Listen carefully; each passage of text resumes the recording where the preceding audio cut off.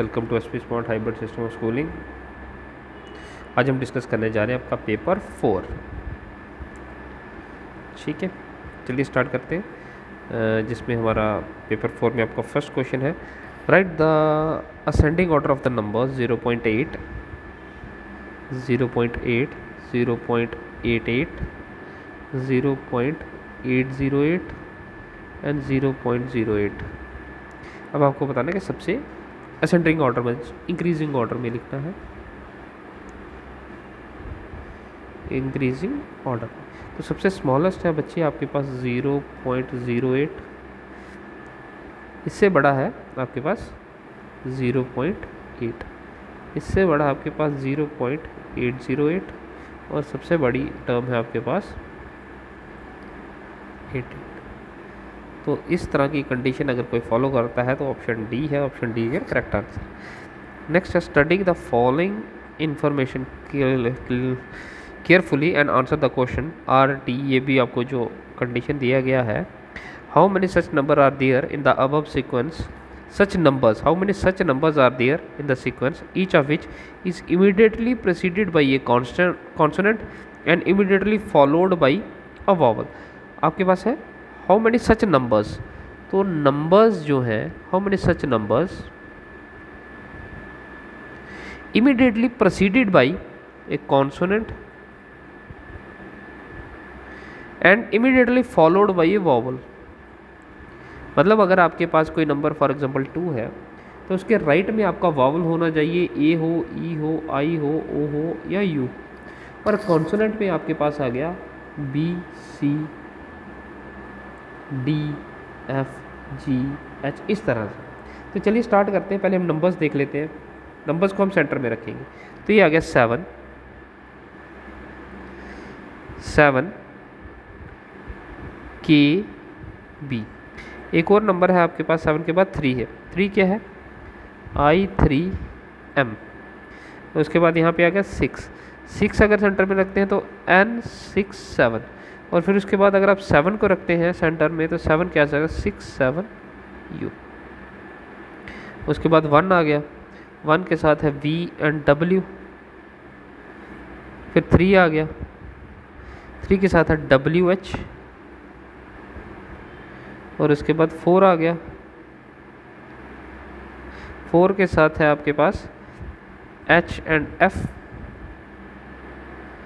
और 8 आ गया YP। अब आपको देखना है कि इनमें से कौन से में पहले आपके पास वॉवल के साथ फॉलो किया जा रहा है। तो ये भी वॉवल नहीं है, ये भी वॉवल नहीं है, ये भी नहीं है, ये भी नहीं है, ये वॉवल है, सॉरी ये वॉवल है, ये W वॉवल नहीं है, H भी वॉवल नहीं है, F भी नहीं, ये भी वॉवल नहीं। तो यही कंडीशन है जिसके राइट साइड में वॉवल है, नंबर्स के राइट साइड में, लेकिन लेफ्ट साइड में कॉन्सोनेंट होना चाहिए। लेकिन यहाँ लेफ्ट साइड में 6 है, ये भी एक नंबर है, तो ये भी कंडीशन पॉसिबल नहीं है। आपके पास कोई भी ऐसा नंबर नहीं है जो immediately proceeded by a consonant and followed by a vowel. Question number 3 आ जाता है बच्चे। नेक्स्ट क्वेश्चन है आपके पास, on compound interest 2000 amount to this in 2 years, what is the rate of interest per annum। Compound interest 2000 पे आपको कितना मिलता है, आपके पास अमाउंट है, प्रिंसिपल है सॉरी 2000, टोटल अमाउंट बन जाता है 22,6.05 इन 2 years। 2 साल में अमाउंट ये बन जाता है at compound interest. Find the rate of interest. तो आपको पता है कि अमाउंट आपका किसके इक्वल होता है, P into 1 plus R upon 100 raise to power T। तो P अमाउंट कितना है आपके पास 26.05 equals to 2000 into 1 plus R upon 100 square. तो अगर आप यहाँ इसको लाएं 605 upon 100 multiplied by 1 upon 2000 1 plus R upon 100 square. तो ये 5 4 ज़ा 20 0 0, यहाँ पे भी 5 है तो 5 4 ज़ा 20 22, 5 4 ज़ा 20 20 5 5 ज़ा 25 10 1 ज़ा 5। तो वैल्यू बन गया आपके पास 4 4 5 2 1 upon 1 plus r upon 100 square. तो ये आपके पास स्क्वेयर बन जाता है 211 का अपॉन 200 स्क्वेयर। तो अगर इनके पावर्स सेम है दैट मीन्स इनके बेसिस भी सेम होंगे।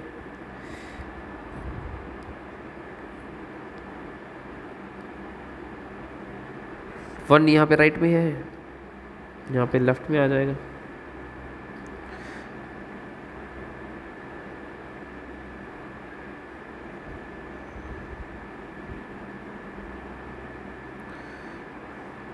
इलेवन अपॉन, इसको सिंप्लीफाई कर लेते हैं हम, तो ये करेंगे तो ये 20 कैंसिल, तो ये कितना आएगा 5.5%। Rate is your 5.5%। ठीक है, ऑप्शन इज योर। ठीक है, नेक्स्ट आ जाएगा 7th क्वेश्चन।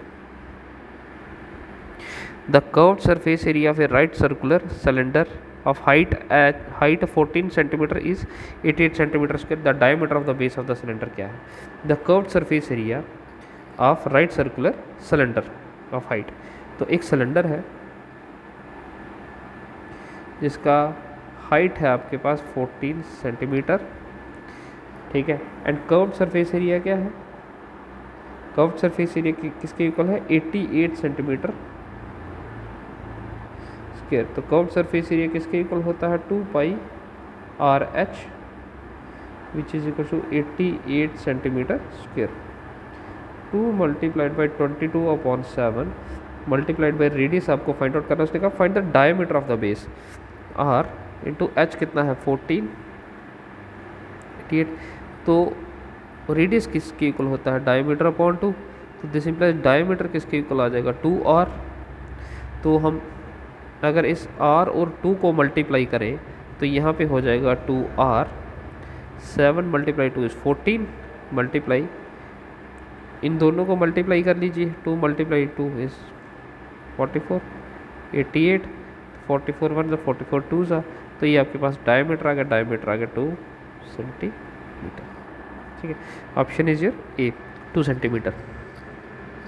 ठीक है, नेक्स्ट आ जाता है question. The whole seller sells the jacket to a retailer at a profit of 5% and retailer sell to the customer. एक होल सेलर है, एक रिटेलर है और एक कस्टमर है। Whole seller sells the jacket to the retailer at 5% profit and the retailer sell it to the customer at 10% profit. Retailer sell to the customer at 10% profit and the customer pays 4,158 rupees। ठीक है, for the jacket. Then what is the cost price of the jacket for the whole seller. तो whole seller के लिए cost price कितना होगा? तो हम लोग अगर सपोज कर देते हैं let cost price of jacket for whole seller is equal to rupees X. तो एक्स के 105% पे वो सेल किया गया और उसके फिर 110% पे सेल किया गया और टोटल उसका अमाउंट कितना बना? 4,158। तो ये कितना आ जाएगा? 11 110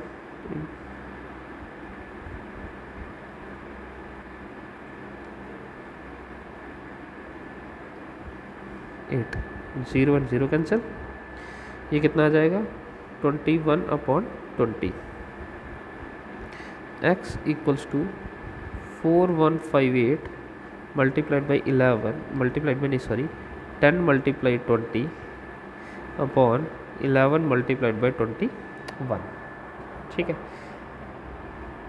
इनको कैंसिल करेंगे आप लोग तो कितना आएगा, दिस इज समथिंग 16।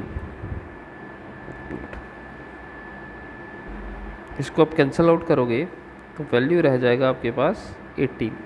तो this implies x equals to 18 multiplied by 200 which is equals to 3600। तो कॉस्ट प्राइस ऑफ जैकेट कितना है, 3600 बेटा। ठीक है, नेक्स्ट क्वेश्चन आ जाता है आपके पास 9th। The 10th term of an AP. तो गिवन एपी किसके इक्वल है आपके पास, 1, 5, 4, 13 अप टू सो 1। तो आपके पास कॉमन डिफरेंस डी किसके इक्वल है, 5 - 1 कर लीजिए विच इज़ 4। यहाँ 9 - 5 करेंगे 4, 13 - 9 करेंगे 4। आपको find out the 10th term. तो ए 10 कितना होगा, ए प्लस n - 1 डी। ए 10 किसके इक्वल होगा, फर्स्ट टर्म आपका कितना है 1 प्लस n कितना है 10th टर्म आपको फाइंड आउट करना है। तो n equals to 10, 10 - 1 is equal to 9 and d is your 4। तो ये आ जाएगा 1 plus 36 equals to 37। Answer is your 37। Next आ जाएगा 10th question. A degree wise breakup of expenditure of family in the month is shown in the pie chart. Family का month wise expenditure show किया है। Total amount spend in the month is, total expenditure कितना है,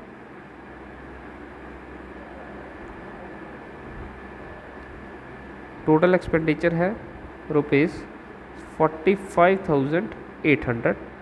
what is the amount spent by the family on commuting. Commuting के लिए कितना amount spend किया जा रहा है, तो कम्यूटिंग के लिए है 79.2 डिग्री। कम्यूटिंग के लिए है 79.2 डिग्री। तो हम लोग इसका रेशो फाइंड आउट कर लेंगे। अब 79.2 डिग्री ये पार्ट है, तो ये पार्ट जो है ये पूरे इस 360 का पार्ट है। तो हम लोग इसका रेशो फाइंड आउट कर लेंगे। जो रेशो होगा उसको मल्टीप्लाई कर लेंगे 45,800 के साथ। तो ये आ जाएगा 792।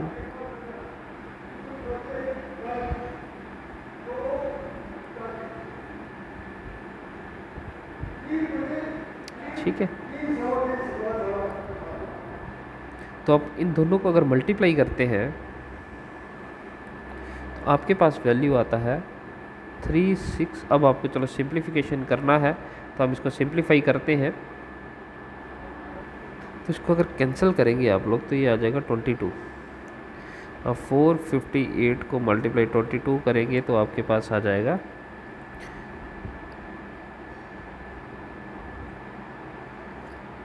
10076। तो यही आपका आंसर है। ठीक है, नेक्स्ट है question number 11th। The equation is of the type y equals to kx। Represent a line. Question है कि पासिंग थ्रू द रीजन है intersecting the coordinate axis with 2 different points parallel to x axis और parallel to y axis. तो अगर हम इसको देखें यहाँ पे, अगर आप x सब्स्टिट्यूट करेंगे तो y कितना हो जाएगा, k मल्टीप्लाई 0 इक्वल्स टू। तो अगर आप इसका लाइन बनाना चाहें तो उस लाइन पे एक पॉइंट ये 0 0 भी आएगा। तो एक लाइन पे अगर ये 0 0 आएगा that mean passing through the origin. इसके साथ हमने कुछ बातें और डिस्कस की थी कि अगर x equals to k constant है then line is parallel to y axis. ठीक है, and y equals to k है then line is parallel to x axis. x equals to 0 क्या होता है, y एक्सिस। y एक्सिस का equation क्या है, x equals to 0 and x axis equation of x axis क्या है, y इक्वल्स टू 0। ठीक है, नेक्स्ट आ जाता है 12th। Find the missing term. This is 1, 4, 10, 22, 46। Find the missing term. तो अगर आप इनको मल्टीप्लाई करते हैं तो ये आ जाएगा 3। इसे डिफरेंस करेंगे 4 - 1 is 3, 10 minus 4 is 6, 22 minus 10 is 12, और इसको करेंगे तो ये कितना आएगा 24। हम सेकंड में से फर्स्ट टर्म माइनस कर रहे हैं, 6, 22 minus 10 equals to 12, 46 minus 22 is equals to 24। और नेक्स्ट वाला होगा इसका मतलब, अब ये 3 2 ज़ा 6, अब यहाँ पे देखेंगे तो ये कैसे हो रहा है, multiply 2, 6 multiply two 12, 12 multiply two 24, and 25 multiply two 48, and 46 plus 48 कितना आएगा 94। ठीक है, नेक्स्ट आ जाएगा आपके पास, the clock is set at 15। A clock is set right at 5 AM, 5 AM पे उसका हमने टाइम सेट किया है। The clock loss 16 minutes in 24 hours, that means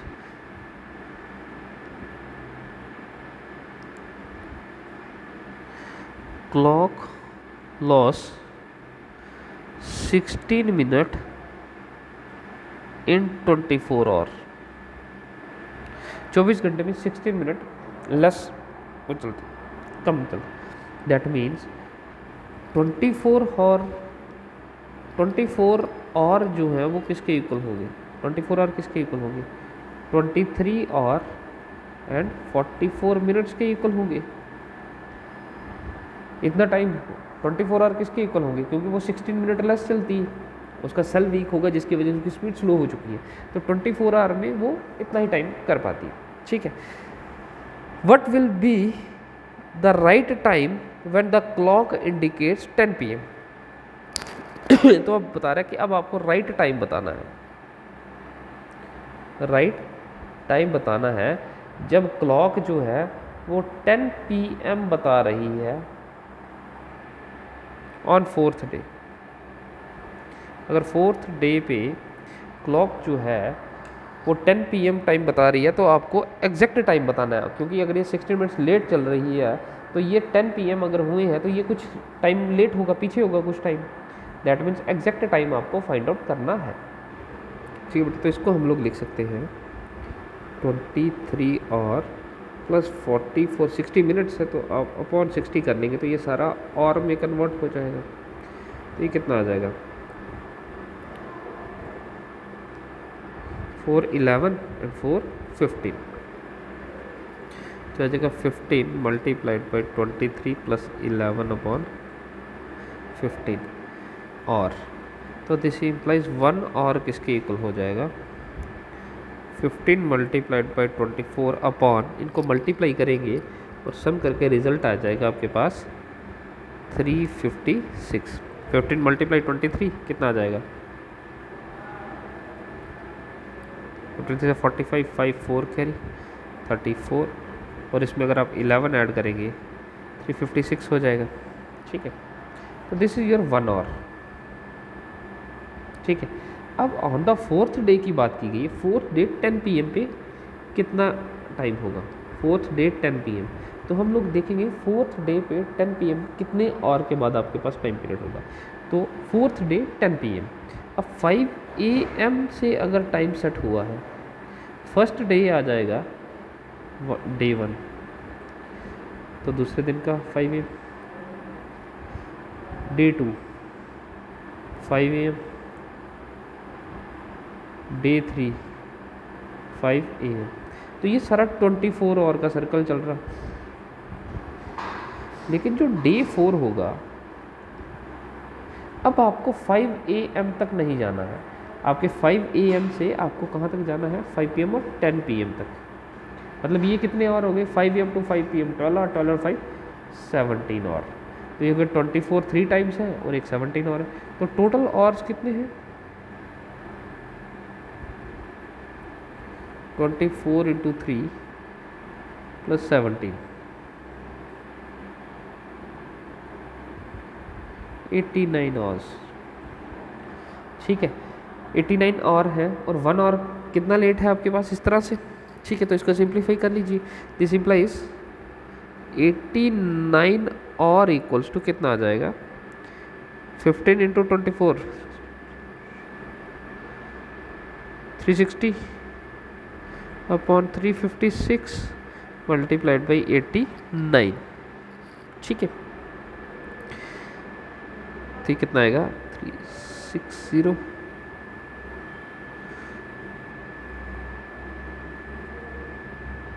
और ये कितना आ जाएगा 56 नहीं आना चाहिए।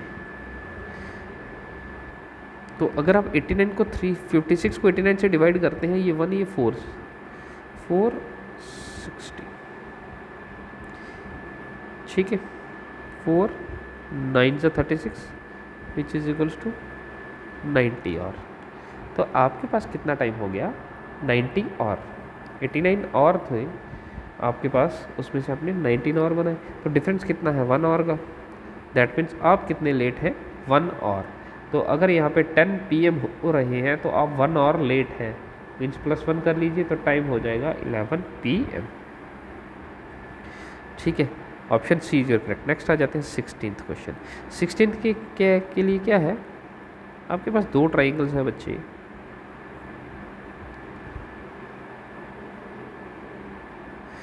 ठीक है। यहाँ पे एंगल है आपके पास, ये वर्टिकली अपोजिट एंगल है, this is your ACO and BOD। तो ये एंगल है 45, ये एंगल है 65। फाइंड दिस x, आपको ये फाइंड आउट करना है। चलिए इसको हम y कंसिडर कर लेते हैं। तो आपके पास क्या है, ये वर्टिकली अपोजिट एंगल है, angle AOC equals to angle BOD, ये है vertically opposite angle.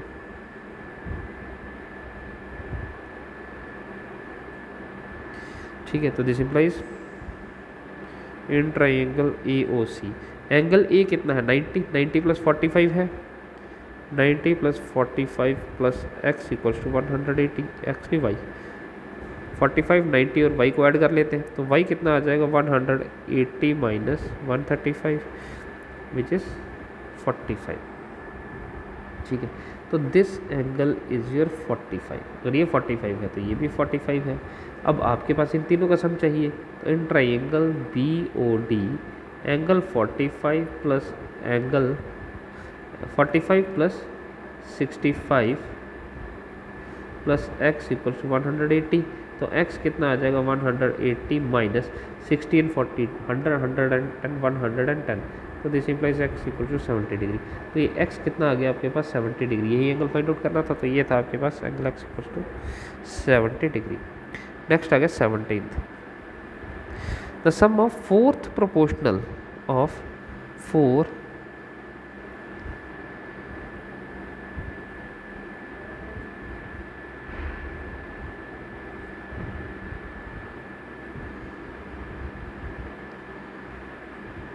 16 and the mean proportional sum of fourth proportional आपको निकालना है और फाइंड आउट करना है सम किसका, sum of fourth proportional and mean proportional.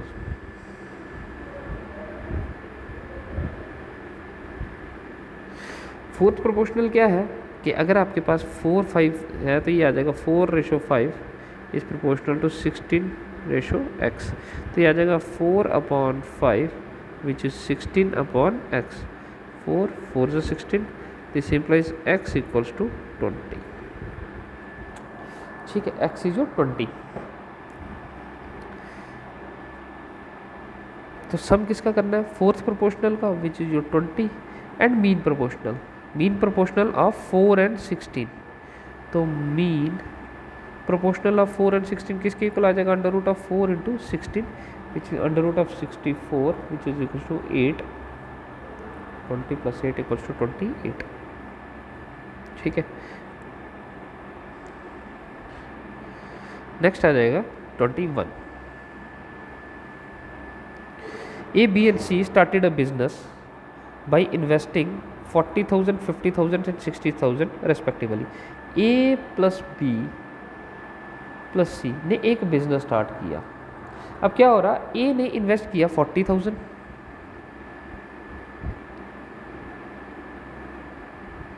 B ने इन्वेस्ट किया 50,000 एंड सी ने इन्वेस्ट किया 60,000 respectively. After 8 months B withdraw 10,000।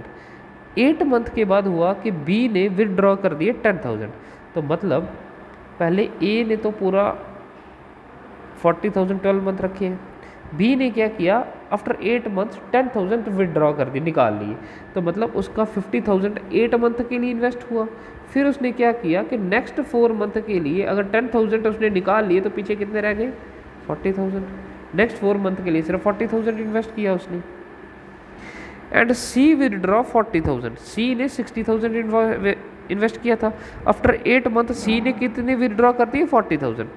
तो 8 मंथ के लिए सी ने 60,000 इन्वेस्ट किया है। अब क्या हुआ कि उसने भी निकाल लिए 40,000, ठीक है, उसने निकाल लिए 40,000। तो बचे कितने 60 में से 40 निकाल लिए तो बचे कितने 20,000, और जो उसने इन्वेस्ट किए बाकी 4 महीनों के लिए। अब आपको इसको find the ratio in which the profit earned at the end of year will be distributed. तो साल के एंड में जितना भी प्रॉफिट होगा वो किस रेशियो में डिस्ट्रीब्यूट होगा। तो बच्चे डिस्ट्रीब्यूशन उसी रेशियो में होता है जिस रेशियो में इन्वेस्टमेंट होता है। तो जितना जितना इन्होंने इन्वेस्ट किया अगर हम उसका रेशियो निकाल लेंगे तो आपको मिल जाएगा कितना इनका जो प्रॉफिट है वो डिस्ट्रीब्यूट होगा, ठीक है। तो अगर हम इसको देखते हैं तो इन सभी में से अगर आप देखेंगे 10,000 यहाँ मल्टीप्लाई हो रहा, यहाँ से आप 10,000 कॉमन कर लीजिए, 4 × 12 हो गया, ठीक है। इन सभी का 4 × 10,000 × 12, इन दोनों में से अगर आप 10,000 कॉमन कर लें तो 5 × 10,000 50,000 × 8 प्लस 40 में से 10,000 कर लें तो 4 आ गए। यहाँ पे भी 10,000 अगर आप कॉमन कर लें तो 6 × 8 प्लस 2 × 4 हो गया। ये 10,000 10,000 प्रोपोर्शनल है तो ये कैंसिल हो गया। ये कितना रह गया 12 4 सा 48, 5 8 सा 40 एंड 16 कितना हो जाएगा 56, और 8 6 सा 48 एंड 4 2 सा 8, तो ये कितना हो जाएगा 56, ठीक है। तो ये कितना आ जाएगा आपके पास। सॉरी सी के लिए थोड़ी कंडीशन अलग है। आफ्टर 1 मंथ, इस क्वेश्चन का दोबारा देखेंगे, A B C invest 40,000 50,000 60,000 respectively. After 8 month B withdraw 10,000। 8 month के बाद क्या हुआ बी ने विदड्रॉ कर दिया 10,000। आफ्टर 1 मोर मंथ सी विदड्रॉ 40,000। 8 मंथ तक बी ने विदड्रॉ किया, 8 मंथ के बाद उसके 1 महीने के बाद सी ने विदड्रॉ किया, मतलब सी ने 9 मंथ तक ये इन्वेस्टमेंट की और ये 3 मंथ तक।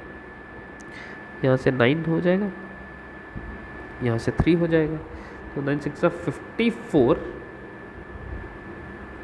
6 विच इज 62। तो ये हो जाएगा 12 4 12 48, 4 1 4 एंड 4 4 16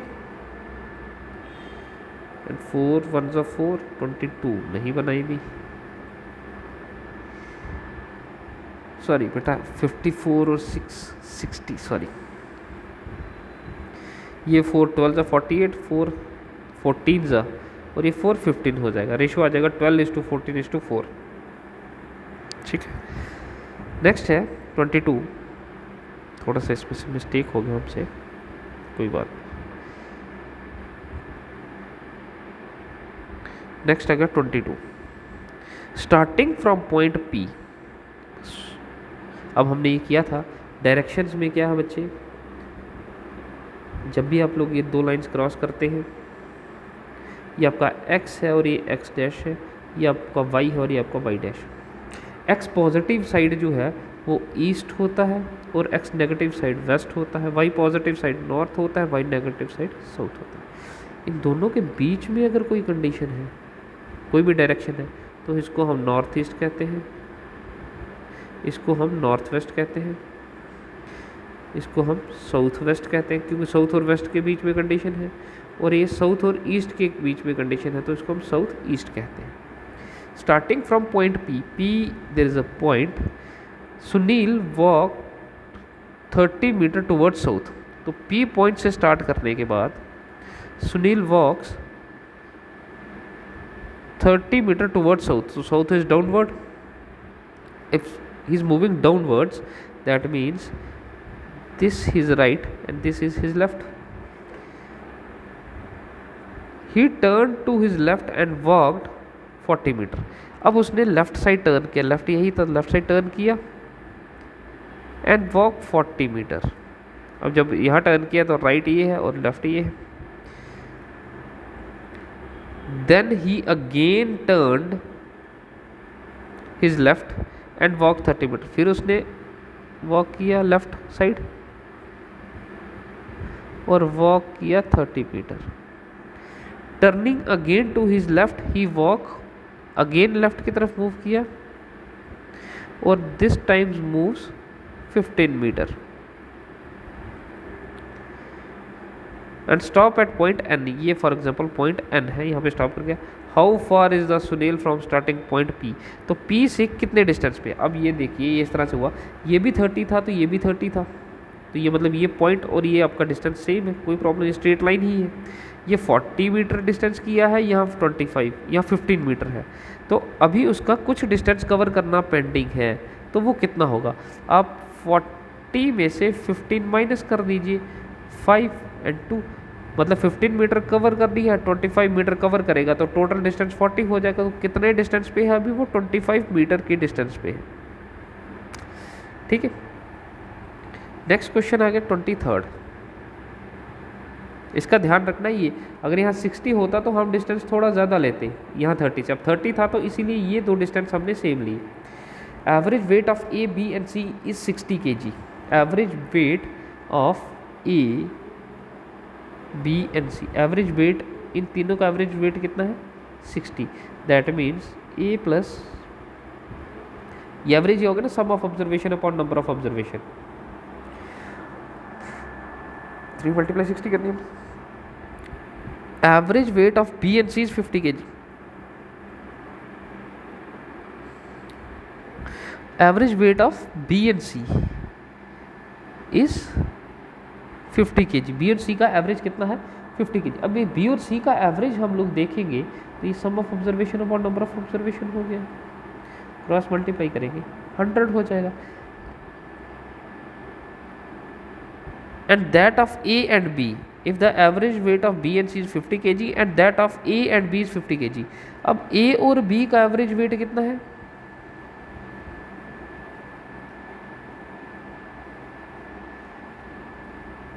ए और बी का कितना है 52 kg, तो ए प्लस बी कितना हो जाएगा 104 kg। ठीक है, what is the weight of B, तो बी का वेट क्या है, आपको find the weight of B. ठीक है, अब यहां से आप देखेंगे कि आपके पास बी प्लस सी है, बी यहाँ पे भी है। ठीक है, तो आप लोग अगर इन दोनों को ऐड करें, ये फर्स्ट है, ऐड सेकंड एंड थर्ड,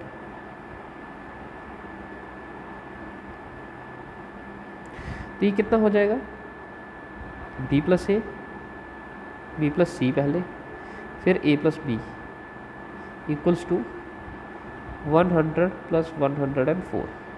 तो अगर मैं इन तीनों को एक साथ रखूं, a प्लस बी प्लस सी, तो a प्लस बी प्लस सी कितना है 180 है।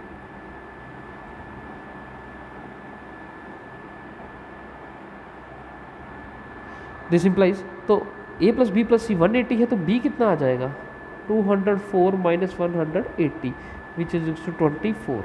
तो b कितना आ गया बच्चे आपके पास, b इज योर 24 kg। ये बच्चे बी पार्ट ये जो है ये 24 kg है, बी पार्ट। ठीक है, नेक्स्ट है find the wrong term in the series. अब आपको इस सीरीज में 24th क्वेश्चन में, नेक्स्ट क्वेश्चन है आपके पास find the wrong term in the series. Series है आपके पास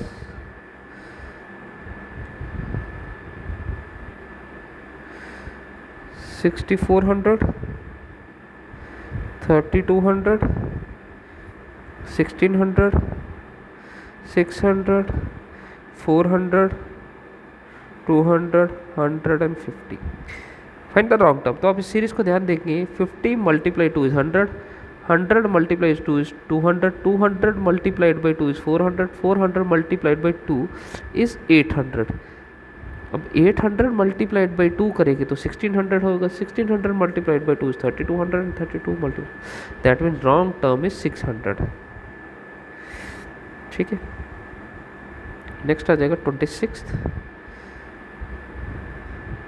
if twice of A square minus thrice of B square upon A square plus B square equals to 2/41, find A ratio B. तो ये कितना आ जाएगा आपके पास, ये कितना आ जाएगा 41 twice of A square minus thrice of B square twice of A square plus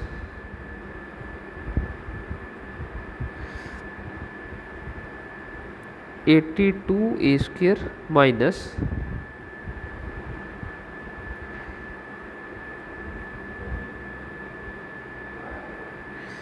82 A square minus 2 times of A square twice of B square plus 123 B square. तो ये कितना हो जाएगा 80 A square which is equals to 125 of B square. तो अब आप इसको simplify करेंगे अगर, तो A square upon B square which is equals to 125 upon 80, 5 1 5 6 30, 5 2 10 which is equal to 25 upon 16. That means a upon b square which is equals to 5 upon 4 square. So this implies a upon b which is equals to 5 upon 4. This implies a ratio b which is equals to 5 ratio 4. This implies ratio of a is to b equals to 5 ratio 4. Today is Monday, 27th question है। Today is Monday after 60 days it will be. Today is Monday मतलब आपका week start हो रहा है Monday से, Monday Tuesday Wednesday Thursday Friday Saturday and Sunday, these are 7 days, 1 2 3 4 5 6 7। That means Monday से start होगा तो 7 डे आपका संडे होगा, नेक्स्ट वीक आपका फिर मंडे से स्टार्ट होगा। उसने कहा आफ्टर 60 days, 60 days के बाद इट विल बी। तो 60 days के बाद वो कौन सा दिन होगा, थर्सडे फ्राइडे ट्यूसडे। तो 60 days के बाद जो भी डे होगा वो 61th डे होगा। तो अब हम 61 का वीक निकाल लेते हैं, कितने वीक से, 7 8 जा 56, 5 reminder, 8 the 56 means there are 8 weeks plus 5 days, they are left with 5 days। तो 5 कौन सा आ गया, स्टार्ट हो गया, क्योंकि 8 वीक्स हो गए तो संडे तक लास्ट हो जाएंगे 8 वीक्स लास्ट। अब फर्स्ट डे फिर से स्टार्ट होगा मंडे, 5th डे आ जाएगा आपके पास Friday.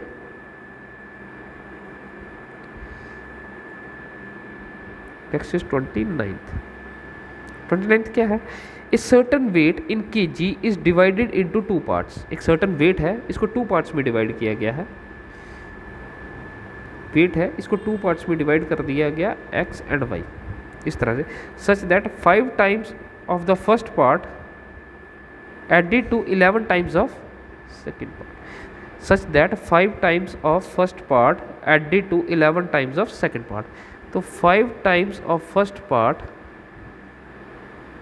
when added to 11 times of second part makes 7 times of the whole weight। तो ये क्या जनरेट करेगा, 7 times of whole weight। whole weight क्या है आपके पास, x plus 5। Find the ratio of first part two the second part, that means आपको ratio find out करनी है x is to y। तो ये आ जाएगा 5x फर्स्ट पार्ट, क्योंकि फर्स्ट पार्ट को आपने x के साथ मल्टीप्लाई किया, 7x plus 7y। तो आप इसको कर सकते हैं 7x minus 5x and 11y minus 7y। Which is 4y which is equals to 2x. So this implies x upon y which is 4 upon 2, 2 upon 1. This implies x ratio y is 2 ratio 1. क्वेश्चन समझ आए. Certain weight is divided into 2 part, 2 part में divide कर दिया. अब वो कह रहा है such that 5 times of first part, तो 5 टाइम्स ऑफ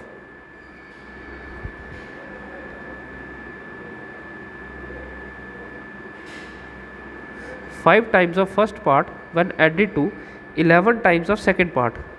जब इनको ऐड करते हैं तो किसके इक्वल हो जाता है? Makes 7 times of whole weight, makes 7 times of whole weight. Whole weight actual में क्या था? x plus Y. तो ये हमने इक्वेशन बनाया और ये क्वेश्चन सॉल्व हो गया. नेक्स्ट आ गया 30th question. Study the following arrangement carefully and answer the question. How many such numbers are there in the above sequence each are being immediately preceded by a consonant and immediately followed by vowel. जैसा question हमने पहले किया वैसा ही है. तो अब हमें बताना है कि कौन से यहाँ पे नंबर्स हैं जो immediately preceded by constant and followed by vowel. तो ये एक नंबर है 7, फिर एक है 4, फिर एक है 7,